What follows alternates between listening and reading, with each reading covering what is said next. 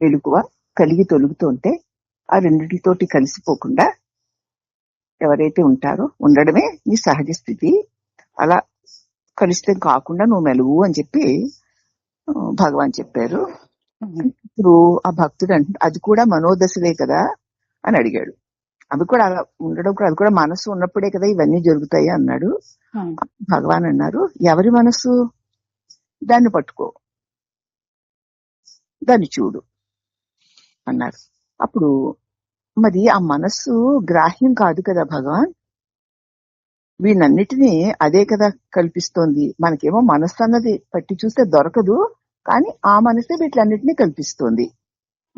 ఫలితాలను బట్టి దాన్ని పోల్చాలి తప్ప ఆ మనస్సు చేసిన పనుల యొక్క ఫలితాలను బట్టి మనం మనసుని ఇది మనసు పని అని పోల్చుకోవాలి తప్ప, లేదా డైరెక్ట్ గా మనసుని మనం పోల్చుకోలేము. ఎందుకంటే దాన్ని నిజస్వరూపం మనకు అసాధ్యం అన్నాడు. అంటే ఏంటన్నమాట, మనసు యొక్క నిజస్వరూపం మనం పట్టుకోవడానికి వీలు లేదు. ఎందుకంటే మనస్సు అనేది స్వయంగా తనకి తానే లేదు. ఉన్నదాన్ని అయితే పట్టుకోవచ్చు, అది లేదు. కానీ ఎప్పుడైతే మనసు లేదు అని నీకు తెలుస్తుందో ఇప్పుడు ఇక మనసు రాదు.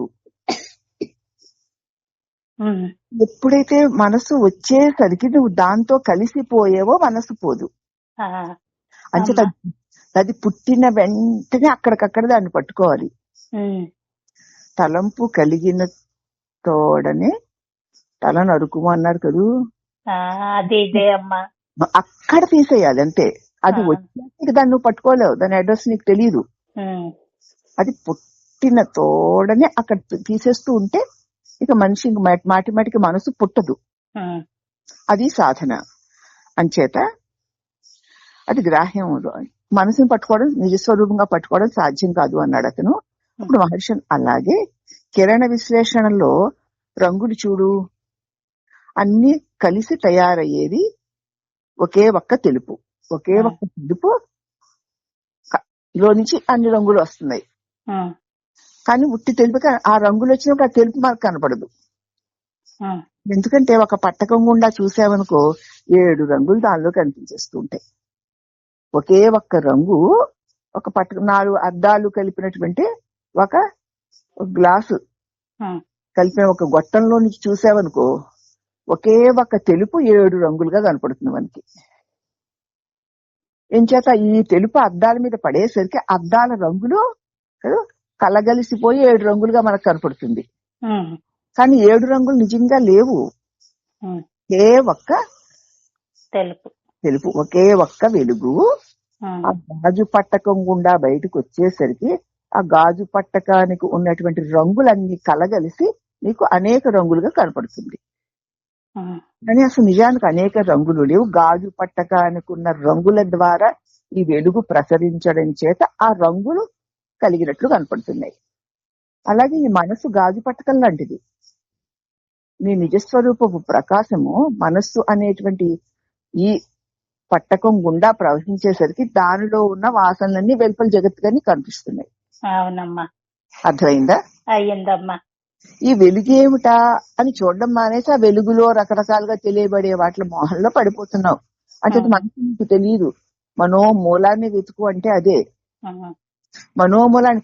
ఈ రంగురంగులు కనిపించే రంగులన్నీ ఎక్కడి నుంచి వస్తున్నాయా అని చూస్తే ఆ గాజు గొట్టల నుంచి వస్తున్నాయి.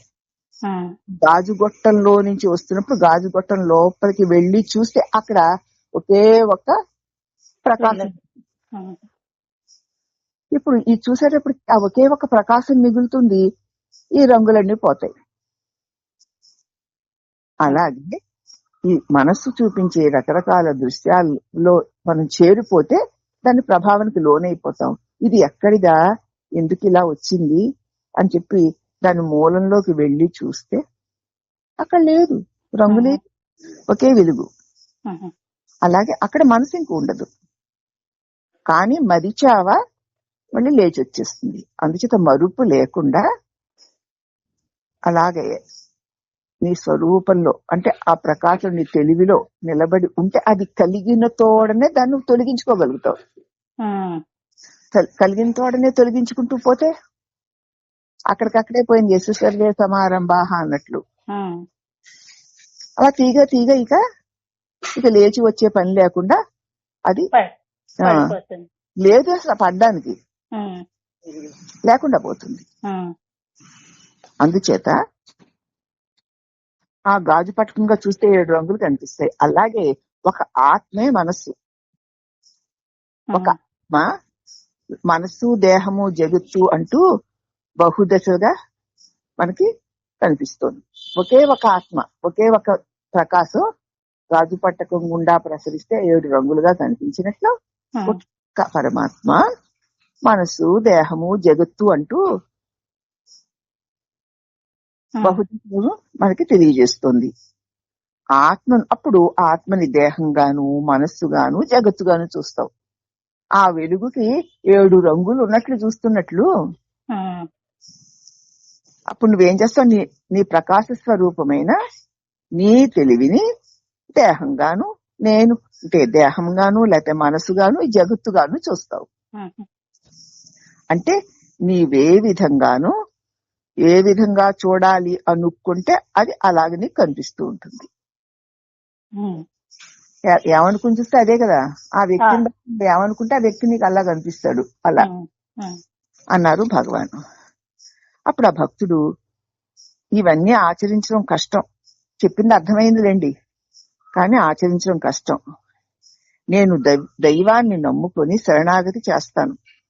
ఎందుకంటే ఇవన్నీ మనసు ఎక్కడుందా అని వెతికి చూస్తే మనసు దొరకడం లేదు.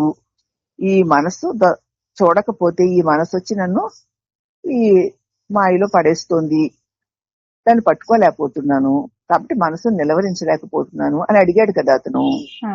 అంటే మనోమూలాన్ని చూడు, గాజు పట్టకంలో నుంచి చూస్తే ఒకే ఒక్క వెలుగు అనేక రంగులుగా కనిపించినట్లు నీ ఆత్మ ప్రకాశమే మనస్సు నుండి చూస్తే అనేకంగా కనిపిస్తోంది, కానీ ఉన్నది ఒకే ఒక ఆత్మ ప్రకాశము. కాబట్టి ఆ మూలంలో ఉండు అని మీరు చెప్పారు, బాగా అర్థమైంది, కానీ నాకు ఆచరణకు అది సాధ్యంగా లేదు నాకు. అందుచేత నేను ఇక దైవాన్ని నమ్ముకొని శరణాగతి చెందుతాను. ఏదో నాకు ఇష్టమైన ఒక దైవాన్ని నమ్ముకుని పరమాత్మ మీరే నాదేమీ లేదు అని చెప్పేసి ఇంకా ఆయనకి శరణాగతి చెందుతాను, అదే చేయగలనేమో నేను అన్నాడు ఆయన. అప్పుడు మహర్షి అదే ఉత్తమం, ఏది ఎవరికి చేతనైతే అది చేసుకోండి. అప్పుడు ఆ భక్తుడు అన్నాడు, సంఘరహితంగా విధుల్ని ఎలా చెయ్యాలి? అన్ని పనులు చెయ్యి, దాంతో ఏ సాంగత్యం పెట్టుకోకు అంటున్నారు. సంఘరహితంగా విధుల్ని ఎలా చెయ్యాలి? భార్య ఉంది, నాకు పిల్లలు ఉన్నారు, వాళ్ళ కోసం జరపవలసినటువంటి బాధ్యతలు బోల్డ్ ఉన్నాయి. అందుకు ప్రేమ అవసరం కదా. మరి ఆ భార్య బిడ్డల మీద, ఇల్లు వాకిల మీద ప్రేమ లేకుండా, వాడిని పోషించుకోవాలి అనేటువంటి ఆ ప్రేమ లేకుండా ఈ వ్యవహారం ఎలా చేస్తాను అన్నాడు ఆయన. అంటే భగవాన్ అన్నారు, నువ్వు కాలేజీలో లెక్చరర్ కదా, ప్రొఫెసర్ కదా నువ్వు, ఈ కాలేజీ పనులన్నీ ఎలా చేస్తున్నావేమిటి? అప్పుడు అతను అన్నాడు నవ్వుతూ, జీతం కోసం చేస్తున్నాను, రెండు పెంచుకోవడానికి. అప్పుడు భగవాన్, చేస్తున్నావు సంఘం ఉండి కాదు కదా, నేను నాది అనుకుని చేస్తున్నావు. జీతం కోసం చేసినప్పుడైనా నేను నాది అనుకుని చేస్తున్నావా? నేను నాదని చేసుకోవట్లేదు, అక్కడ పాఠం చెప్పాలి కాబట్టి చెప్పేస్తున్నావు, వచ్చేస్తున్నావు అంతే. అలా చెప్తే వాళ్ళు డబ్బులు ఇస్తారు, కానీ నేను నాది అనుకుని చేస్తున్నావు అక్కడ. అయితే బాధ్యతగానే చేస్తున్నావు. మళ్ళీ అలా అని చెప్పి సరిగ్గా చెప్పకపోతే కుదరదు కదా. సంఘం లేకుండా చేస్తున్నావు, బాధ్యతగానే చేస్తున్నావు, అవునా? అలాగే ఈ సంసారంలో సంఘం లేకుండా బాధ్యతగా చెయ్యి. కాలేజీలో జీతం కోసం నువ్వు ఒక ఉద్యోగం చేస్తున్నావు, నాది అనుకోవడం లేదు, బాధ్యతగా చేస్తున్నావు, అవునా? అలాగే సంసారాన్ని కూడా నాది అనుకోకు, బాధ్యతగా చెయ్యి, అంతే. చేతకాని పని ఏం కాదు ఇది అన్నాడు. అప్పుడు ఆ భక్తుడు అన్నాడు, కానీ విద్యార్థులు మరి నా ప్రేమను ఆశిస్తారు కదా.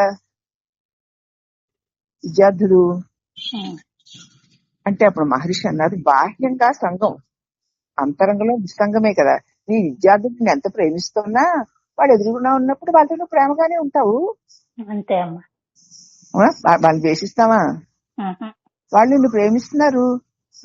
మాస్టారు అంటే అదండి ఇదండి అంటే ఎంతో ప్రేమగా నిన్ను గౌరవంగా చూస్తున్నారు. నువ్వు కూడా వాళ్ళ పట్ల అంతే ప్రేమ చూపిస్తావు కదా. లోపల నిస్తంగానే నువ్వు ఇంటికి వచ్చావు అంటే వాళ్ళు ఏం గుర్తుంటారేమిటి? అలాగే మెలుకుగా ఉన్నంతసేపు కూడా వాళ్ళని నువ్వు ప్రేమించు, చెయ్యి. కానీ లోపల నాది అన్న సంఘం పెట్టుకోకు. అంతరంగా నిస్సంగంగా ఉండు అంటోంది యోగ వాసిష్టం. ఎంత తేలిగ్గా మనకు సులువు నేర్పించారో చూడు.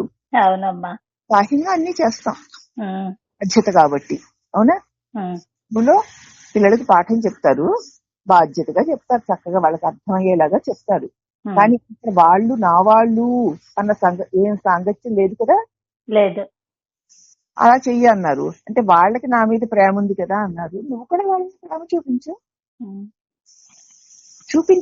ఎవరిదైనా నాది అనుకోకు. అలాగే నీ ఇంట్లో కూడా బాధ్యత ఉంది. నీ వాళ్ళు నిన్ను ప్రేమిస్తున్నారు, నువ్వు వాళ్ళని ప్రేమించు. కానీ వీళ్ళు నా వాళ్ళు అనుకోకు. అంతే. నీ వాళ్ళైతే నువ్వు వదిలిపెట్టి ఎలా పోతావు? రేపు చావొస్తే నీ వాళ్ళైతే మరి నువ్వు వదిలిపెట్టిపోకూడదు కదా. అవునమ్మా, అక్కడే ఉంది. వాళ్ళు నీ వాళ్ళైతే వాళ్ళు నిన్ను వదిలిపెట్టిపోకూడదు. చచ్చేదాకా ఎందుకు? కాస్త వాళ్ళకి రెక్కలు వస్తే మనం వదిలేసిపోతారు కదా. పోతున్నారు కదా వాళ్ళు అక్కడెక్కడో ఉంటారు. నా వాళ్ళు ఇక్కడ ఏడుస్తూ ఉంటావు. నువ్వు 10 సార్లు అంటున్నావు కూడా వాళ్ళు ఒకసారి మా అమ్మ మా నాన్న అని అంటారు అంతే. ఇప్పుడు చావక్కర్లేకుండానే మనం అది అనుభవిస్తూనే ఉన్నాం. అయినా సరే ఆ మమకారం ఏం చేస్తుంది? లాగుతోంది, పీకుతోంది. బట్టి ఇప్పుడు నుంచి కూడా చెయ్యి, బాధ్యతగా చెయ్యి, చక్కగా చెయ్యి, ప్రేమగా చెయ్యి. కానీ అది లేకుండా తేలికగా చెయ్యొచ్చు. మరి అలా చేయమని చెప్తోంది యోగ వాసిష్టం అన్నారు భగవాన్. అందుచేత మన సంసారంలోనే ఉంటూ మన భార్య భర్త బిడ్డలు బాధ్యతలు అన్ని నాది అని నా వాళ్ళు అన్నట్లు బాధ్యతగా ప్రేమగా చెయ్యాలి. అంతెందుకమ్మా, ఎంతో ప్రేమించావు. మీ ఇంటికి పిల్లలు వచ్చారు, వాళ్ళకి అవి చేసి పెట్టావు, అలాగే ఏవో వాళ్ళకి అవి ఇవి ఎంతో చేసావు కదా. నా వాళ్ళు నాది ఇలా చేసావు కదా. నిద్రపోయావు ఏది లేదమ్మా. మరి అది తేలిగ్గా ఎలా వదిలేసావు? నాది కాదు కాబట్టి. అది వదిలివేయగలుగుతున్నామంటే నాది కాదు గనకనే నిన్ను నువ్వు వదులుకోలేవు. నీదు కాని దాన్ని అవలీలగా వదిలేయచ్చని నీ నిద్రే నీకు చెప్తోంది. అన్నిటినీ వదిలేసినా నువ్వు ఉండనే ఉన్నావు. నన్ను నేను వదులుకోలేను, వదులుకోవాల్సిన పని కూడా లేదు. నా వాళ్ళు అనుకున్న వాళ్ళు వదిలివేయబడతారంతే. నువ్వు చీరను వదిలేయగలవు గాని ఒళ్ళును వదిలేయగలవా? లేదు. అలాగే ఎంత తేలికో చూడు. మన శరీరానికి చీర కట్టుకున్నాం, దాన్ని స్వయంగా మోస్తూనే తిరుగుతున్నాం. కానీ చీర నేను అనుకోంగా చక్కగా ఉంచుకుంటాం, మట్టి పడకుండా ఉంచుకుంటాం, అందంగా కట్టుకుంటాం. కానీ నేను అనుకోనుగా. అలాగే ఈ సంసారంలో చక్కగా నీట్గా ప్రేమగా బాధ్యతగా చేసుకుంటాం. కానీ నీదే అనుకున్నావా మోహపడతావు, మోసపోతావు. నీవే అయినది, నీదే అయిన దాన్ని నువ్వు వదలలేవు. నీదు కాని దాన్ని పట్టుకుందామన్నా పట్టుకోలేవు. అదే నీకు నిద్ర మెలకువలు చెప్తున్నాయి. చావు వరకు వెళ్ళక్కర్లేదు. కాబట్టి వదిలివేయగలుగుతున్నానంటే అది నేను కాదు, నాది కాదు. నన్ను నేను వదలలేను, వదలవలసిన పని లేదు, ఉన్నది నేనే అంటూ అవలీలగా మన సంసారంలో ఎలాగునా స్వరూపం యొక్క మరుపు లేకుండా సంసారంలో ఉంటూనే సంసారపు మోహము లేకుండా అవలీలగా జీవించే విధానాన్ని అద్భుతంగా మనకు అందించారు శ్రీరాముల సద్గురుదేవులు. హరి ఓం నమః.